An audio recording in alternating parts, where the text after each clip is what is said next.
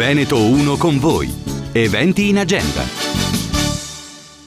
Ben ritrovati ad un nuovo appuntamento a Veneto 1 con voi, sui nostri canali social e sulle frequenze dei 97.500 di Radio Veneto 1. L'ospite che vi presentiamo oggi è un artista a tutto tondo, un cantante, compositore, autore e anche scrittore. Noto in Italia ma soprattutto all'estero, ho il piacere di presentarvi Stefano Brignoli. Buongiorno. Buongiorno, grazie per l'ospitalità. Grazie a lei. Allora, Stefano, cantante, compositore, nato a Sarnico, in provincia di Bergamo. Bergamo, sì. Ha passato diversi anni della sua vita a Farra di Soligo. A Farra di Soligo, sì, ho passato le scuole elementari, le scuole medie. C'era un convitto, c'era la possibilità di studiare ed è stata la mia fortuna da un punto di vista musicale, perché ho avuto la possibilità subito di dimostrare la mia attitudine per la musica, tant'è vero che in questo convitto, come in tutti i posti dove ci sono delle comunità, si era formato il gruppo, un gruppetto, e io ero diventato subito il capogruppo suonando la batteria. Si parla di quando avevo 8 anni. La mia prima esibizione la feci proprio nel Cinema Teatro di Farra di Soligo il 6 aprile 1971. Avevo 12 anni. E la musica era molto semplice, perché in quegli anni lì c'era una musica leggera, molto leggera in Italia. Però da lì cominciai e piano piano poi mi sono anche evoluto. E non l'ha mai abbandonata? Non l'ho mai abbandonata. Ecco, appunto, ci racconta un po' la sua carriera da Farra di Soligo, appunto, nel 71. Si ricorda con quale brano? Allora, sì, in quegli anni spopolavano, erano brani di musica leggera, spopolava Massimo Ranieri, Gianni Morandi, i primi Gianni Morandi, perché Gianni Morandi c'è ancora, anche Massimo Ranieri, sì. Canzoni tipo Montagne Verdi di Marcella Bella, i Pooh con Tanta voglia di lei, i Nomadi, i primi Nomadi. Io parlo sempre degli albori, oltretutto adesso mi stanno venendo in mente nomi di personaggi che sono ancora sulla cresta dell'onda, quindi certo, tanto di cappello a loro. Partecipavo anche alle sagre di paese proprio di Farra di Soligo, e ci ho lasciato il cuore, ecco, per quello che mi sento metà veneto, oltre ad essere metà lombardo. Io sono bergamasco puro sangue. Però avendo fatto 5 anni di vita, proprio vissuto poi con i compagni di scuola, di classe locali, ho tantissimi amici che ancora sento dopo, mamma mia, 50 anni. Ho molta nostalgia di questi posti, li amo. Bene. Stefano, lei discende da una famiglia di cantanti, di personalità dell'opera lirica, è corretto? Sì, questa è una vena proprio familiare. Il mio trisavolo, che sembra di andare indietro di tanto tempo, ma in realtà un centinaio di anni, vabbè, non sono pochi ma non sono neanche tantissimi, era il secondo tenore più famoso dell'Ottocento. Il più famoso era Tamagno, Francesco Tamagno. Il mio trisavolo, Luigi Bolis, certo, ha cominciato anche lui per scherzo a cantare, perché stava lavorando su un'impalcatura, ha cominciato a fare degli acuti tenorili, e un imprenditore musicale passava, l'ha sentito, l'ha scritturato, poi naturalmente con l'allenamento, con lo studio, ed è diventato un fenomeno mondiale. Da lì poi il mio trisavolo ha generato il mio bisnonno, anche lui tenore, che ha sposato una soprano, quindi da questa famiglia. Ecco, la mia applicazione nella musica è un po' meno nobile, nel senso che... Diciamo che è un altro genere. Esatto, un altro genere, un genere attuale. Mi sarebbe piaciuto fare il tenore, quello sì, quello sì. Lei ha lavorato anche in radio, a Radio Lago 1 a Sarnico. Radio Lago 1. Ha condotto dei programmi radiofonici. Esatto, Radio Lago 1 è nata nel 1976, le radio libere sono nate nel 75, forse Radio Milano International mi pare che fosse la prima, e nel 75 ce n'erano 10, nel 76 ce n'erano 100, nel 77 1000, perché poi sono prolificate come funghi, sono nate come funghi. E io dal 77 all'88 facevo anche lo speaker radiofonico, e programmavo musica principalmente italiana. Erano gli anni dei cantautori, proprio cantautorato puro, quindi Guccini, De Gregori, Bennato, Venditti, begli anni veramente. Dall'83 ha cominciato a comporre brani che poi l'hanno portata un po' in giro per tutto il mondo. Ecco, questa è la cosa curiosa, esatto, nell'83, esattamente come c'è stato il fenomeno delle radio libere, cioè c'erano le radio, chiamiamole di Stato, ufficiali, e piano piano qualcuno ha cominciato a mettere il suo trasmettitore, a creare la radio libera in modo indipendente. Così è stato per la musica.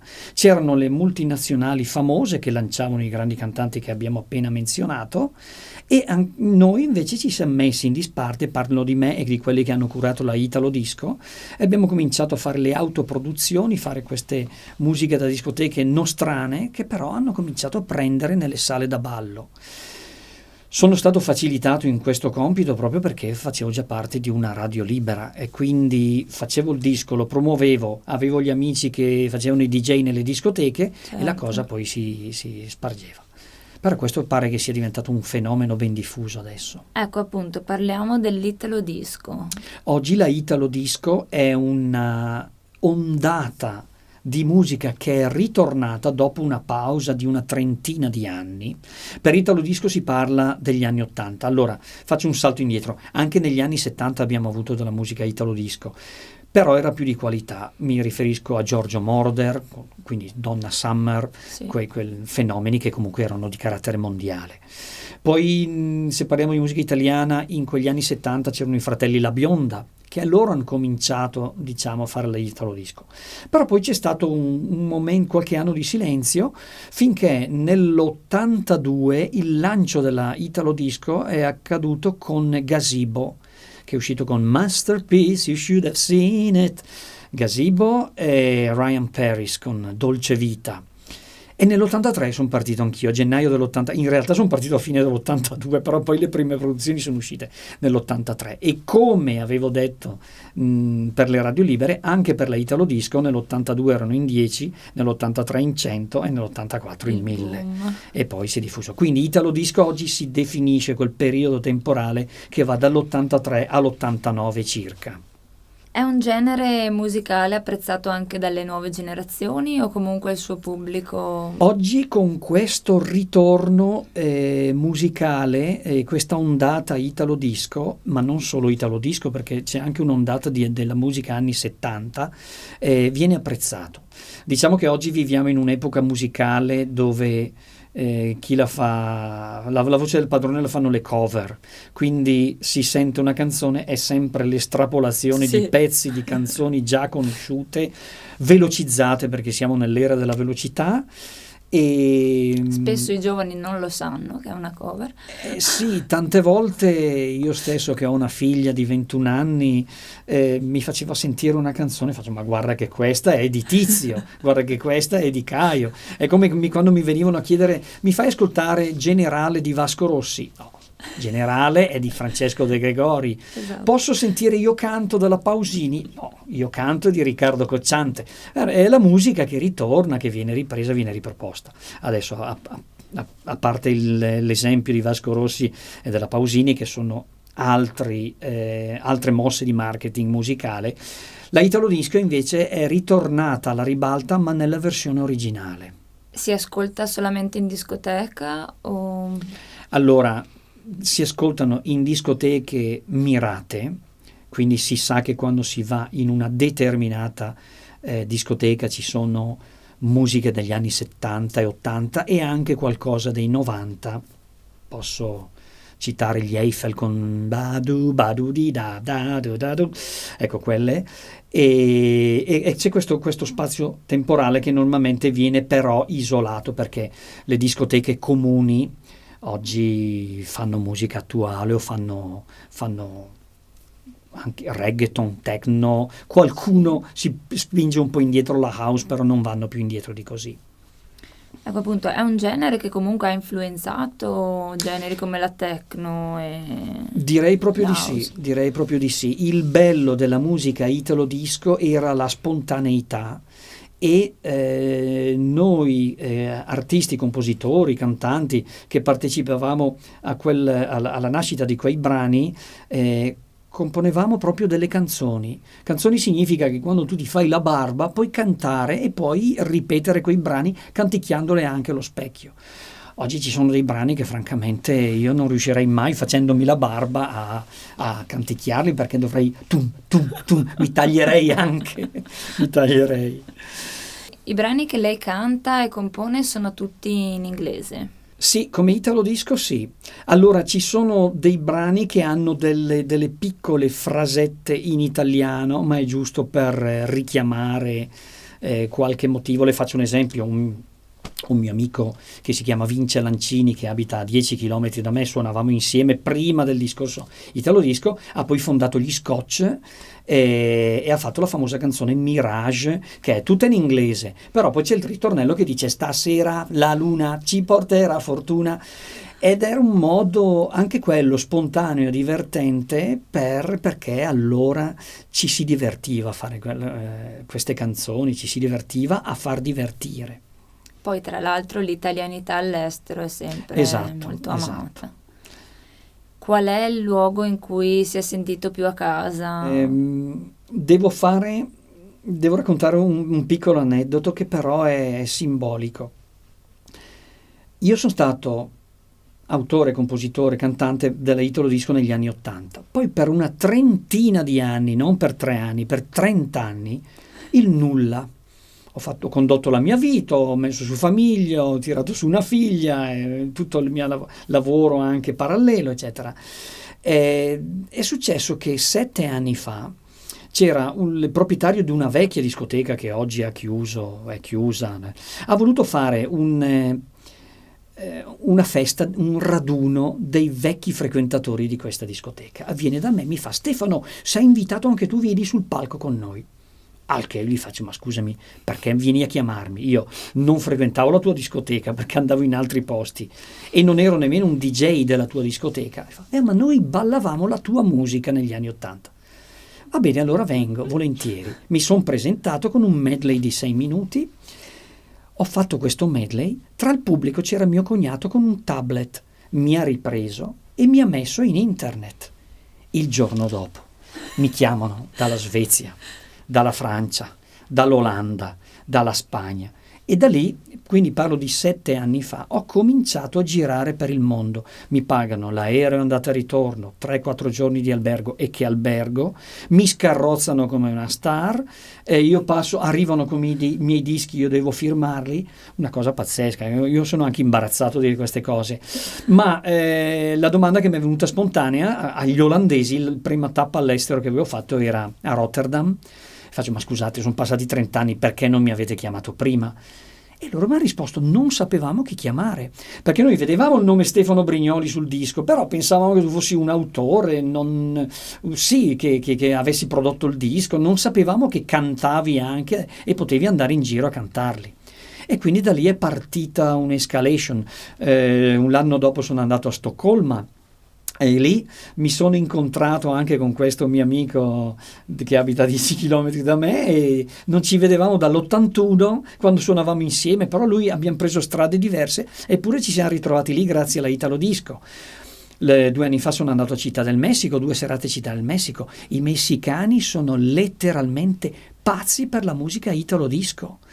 Secondo loro oggi là in Messico la musica più bella che c'è, a parte le loro suonate popolari, è la musica italo disco, e oltretutto hanno un amore anche per la lingua italiana, che dicono che abbia una sonorità per loro che è spettacolare.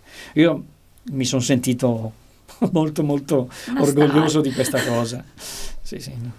Nel 2017 lei è stato protagonista del documentario Italo Disco Legacy. Italo Disco Legacy, un documentario molto bello, ma soprattutto distribuito molto bene. Mi fecero l'intervista nel 2015 a Stoccolma, alla fine di un'esibizione.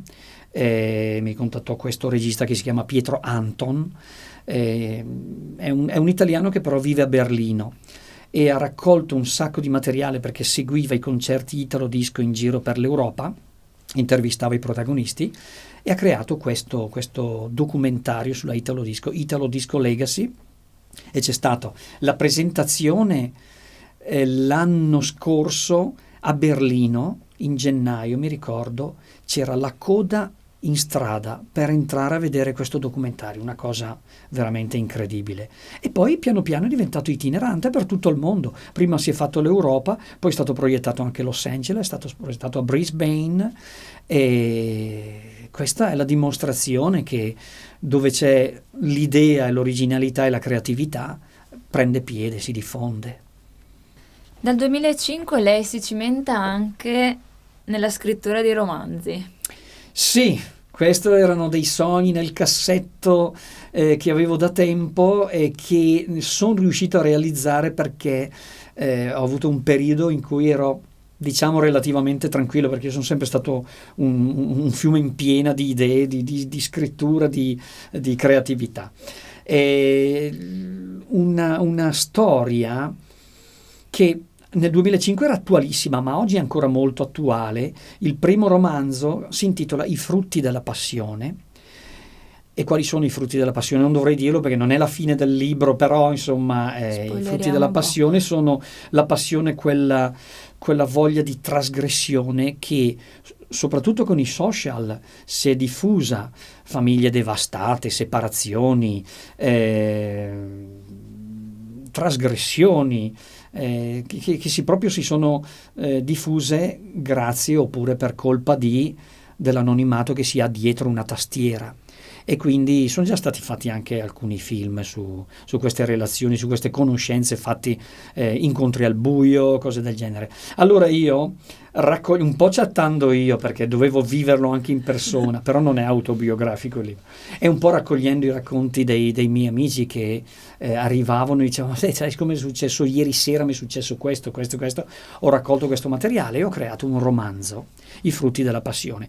E i frutti della passione quale sarebbe? La passione sarebbe la voglia di trasgressione, e i frutti sono che poi ti va a catafascio tutto, perché immancabilmente poi si pagano le cose fatte di nascosto, sì. ecco, si pagano. E il secondo, a quello è seguito La luna in blue jeans, che in realtà è il seguito dei frutti della passione, però io l'ho scritto in modo che uno non abbia bisogno di aver letto il primo per leggere il secondo, sono comunque romanzi separati, staccati. A saperlo gliene portavo una copia, certo. gliela faccio avere, faccio vedere. E quindi adesso ho già iniziato il terzo romanzo, però devo dire che l'ho iniziato un bel po' di tempo fa, e lì nel cassetto, perché sto facendo tante cose ancora musicali che mi occupano sull'altro versante. Ecco, appunto, ma è più difficile scrivere un testo di una canzone o un romanzo? Non saprei. No. Allora, io sinceramente non ho trovato difficile né uno né l'altro. Ho trovato ovviamente più impegnativo il romanzo, perché il romanzo ti occupa del tempo. Sì. Poi dipende da cosa uno ha in testa. Le faccio un esempio. Se lei ieri sera ha visto un film particolare, oggi lei potrebbe prendere un pezzo di carta e, scrivendo il riassunto di quello che ha visto, scrivere un libro, ripetendo. Quindi se lei questo film ce l'ha in mente, un romanzo può essere fatto anche molto velocemente. Se invece non si hanno in mente, ma si hanno solo dei piccoli concetti che poi devono essere legati, stesi, eccetera, allora il tempo è più... Scrivere canzoni invece è bello, è una cosa anche divertente, nonostante tante volte gli editori mi facessero dei trabocchetti. Arrivavano con una cassetta con su la base della canzone, però con sopra c'era scritto, c'era solo la la la la, il cantato era solo un la la la, e io dovevo rispettare quel la la la sia nella metrica che nell'impatto anche emotivo, e quindi era bellissimo vedere poi il risultato finito, perché bisognava dare un senso alla canzone, rispettare la metrica e avere un crescendo nella musica in modo che avesse anche un impatto. Quello che è stata una cosa più divertente, ecco. Poi comunque io direi che scrivere un libro e scrivere una canzone parallelamente hanno gli stessi meccanismi. Quali sono i suoi riferimenti musicali? A chi si ispira? I miei riferimenti musicali sono assolutamente distanti dalla musica di cui stiamo parlando adesso. Io sono cresciuto con i Genesis, con i King Crimson, Emerson, Lake and Palmer. Sul lato italiano sono cresciuto con Lucio Battisti, poi con Fabrizio De André, mi sono sciroppato tutti i cantautori. Poi, essendo io una persona che ha sempre suonato, all'epoca c'era anche la fortuna che con la chitarra, e io suonavo anche la chitarra, suono anche la chitarra, si potevano riprodurre fedelmente. Non è come riprodurre una canzone del giorno d'oggi, che bisognerebbe avere qualcosa di elettronico insieme. Sì. Invece allora con la chitarra, l'armonica a bocca e il tamburello si faceva bennato perfettamente. Guccini erano delle filastrocche, De André idem. Abbiamo avuto un percorso musicale, parlo adesso della mia generazione, è incredibile, perché veramente, se pensiamo anni 60 e anni 70 e un po' dell'80, si sono messe le basi di tutta la musica moderna di oggi, in quegli anni lì. E lei non ha mai composto, non ha mai fatto cantautorato? Sì, ho fatto cantautorato. Io sono di estrazione cantautorale, in realtà. Poi la Italo Disco è stato un gioco che mi è capitato fra le mani, l'ho fatto con entusiasmo e volentieri.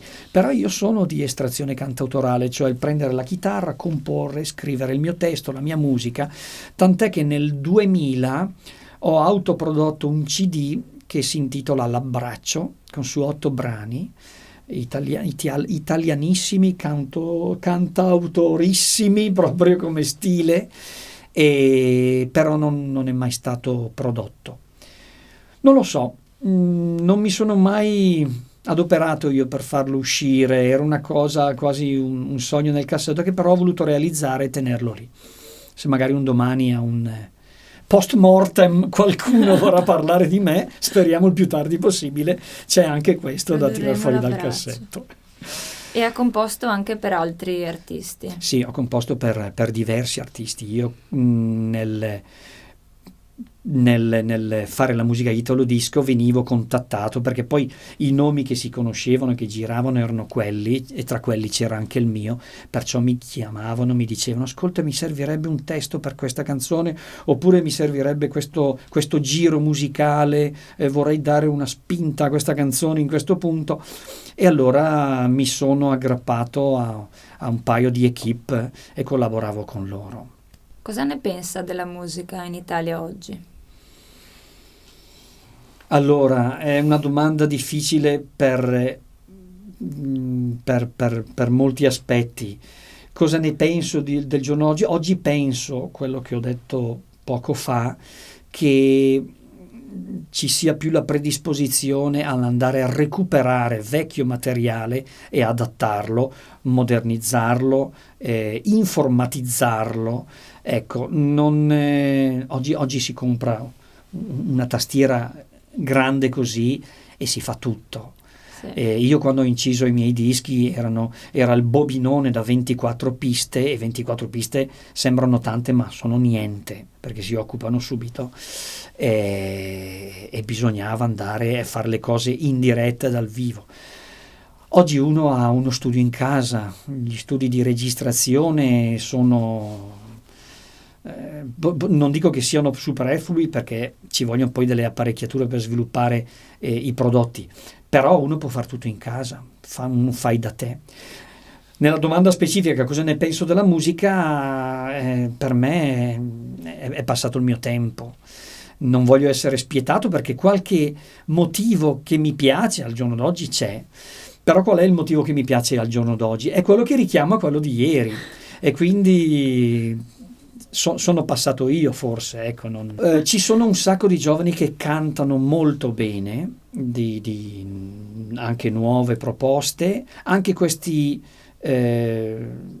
programmi televisivi, per quanto possano essere comunque pilotati o quello che si dice, adesso non voglio entrare per carità, comunque selezionano voci molto molto belle.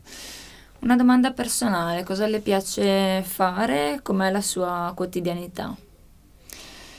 Allora, la mia quotidianità, io sono una persona molto tranquilla. Da un certo punto di vista sono stato giudicato vulcanico perché sono sempre in movimento, non solo con la musica, ma anche con le amicizie, con gli incontri, organizzo anche dei party, però la mia quotidianità, mi scusi, mi piace passarla nel silenzio, forse è anche una reazione, però nel silenzio, nella tranquillità. Quando riesco mi faccio delle belle camminate nel Bellunese sulle Dolomiti, quello sì, mi piace ogni tanto disintossicarmi. Le chiedo a cosa sta lavorando adesso, se ha progetti per il futuro? Adesso si parla ancora di Italo Disco, sto lavorando a dei progetti nuovi, ma non per una questione di nostalgia, anche perché io penso che ogni cosa va fatta nel proprio periodo, ma perché c'è richiesta. Prima ne ho menzionato il Messico, ma anche i paesi dell'est. Parlo della Romania, parlo della Lituania, Estonia, Lettonia, la stessa Russia, avendo aperto i confini rispetto a quando era uscito la Italo Disco negli anni *80, hanno avuto un ritardo nell'apprezzamento di queste canzoni e quindi un ritardo anche nella moda di queste canzoni, quindi sono arrivate di moda con dei decenni di ritardo, e a questo punto mi si richiede ancora di fare dei brani Italo Disco. Io lo faccio volentieri, per carità. Mi sento un po' a disagio a parlare di questo in Italia, non mi sento in disagio in Romania o in Serbia. Lei si è esibito ultimamente in Olanda, a Stoccolma, Sì. Città del Messico. Esatto. Devo ritornare a Den Haag, l'Aia, in Olanda, il 19 ottobre di quest'anno. Avrò una serata in un locale, e poi l'anno prossimo a Bergamo, maggio del 2020, ci sarà un raduno mondiale di tutti gli artisti Italo Disco. C'è stato questo raduno 2 anni fa a Milano ed è bellissimo lì, perché veramente c'è proprio un'epoca tutta insieme. E è chiaro che ci si rende conto poi che quando guardi il pubblico ci sono tanti giovani, però l'età media va dai 50 in su. Ecco, è tutta gente che arriva gonfia di nostalgia e di bei ricordi. Io ringrazio Stefano Brignoli per essere stato qui con noi. Grazie a voi, grazie a lei. Ringrazio anche voi per averci seguito, restate sintonizzati sui 97.500 e sui nostri canali social. Veneto 1 con voi. Eventi in agenda.